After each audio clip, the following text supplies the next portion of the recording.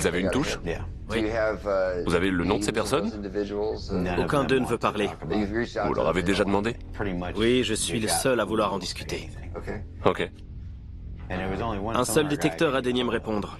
Mais il refuse d'être filmé et ne veut pas être associé à tout ça. Grosso modo, il m'a demandé de ne plus le contacter.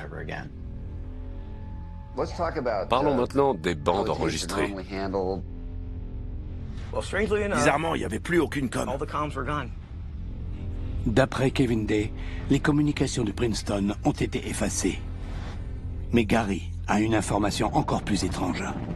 Un hélico s'est posé, des gens ont débarqué, ils sont venus dans la salle et ils ont réclamé toutes les données enregistrées.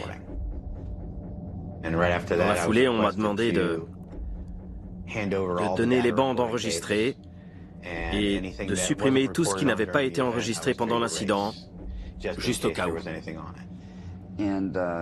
Pourquoi? On vous l'a dit? Non, j'étais pas censé le savoir. On attendait juste de moi que j'exécute les ordres. Est-ce inhabituel de vous demander de détruire des données? C'était la toute première fois qu'on me demandait de faire ça. Et personne n'a su où allaient ces bandes? Non. Ni pourquoi? On a juste su qu'elles partaient. Les déclarations de Gary Voorhis confirment des détails importants déjà apportés par les autres témoins. Mais son histoire soulève une autre possibilité encore plus troublante. L'US Navy aurait étouffé une menace potentielle à la sécurité nationale.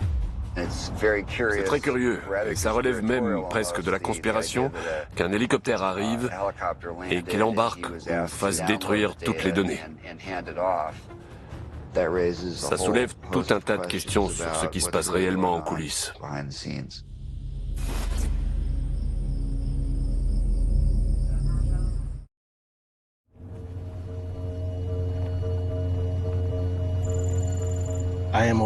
Je sais qu'il y a eu d'autres incidents liés à des activités militaires dans et autour de cette zone, avant celui du Nimitz et même après. La question est, était-il suffisamment significatif et y a-t-il une raison pour que ces phénomènes aient lieu dans ce secteur?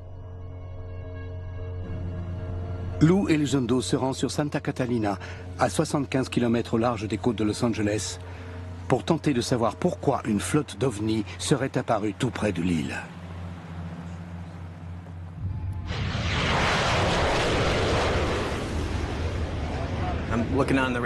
Sur le radar, je vois plein d'objets comme ça à côté de Catalina et qui se dirigent vers le sud. D'après l'opérateur Kevin Day, la mystérieuse flotte d'ovnis aurait d'abord été détectée dans le chenal de Catalina avant de traverser la zone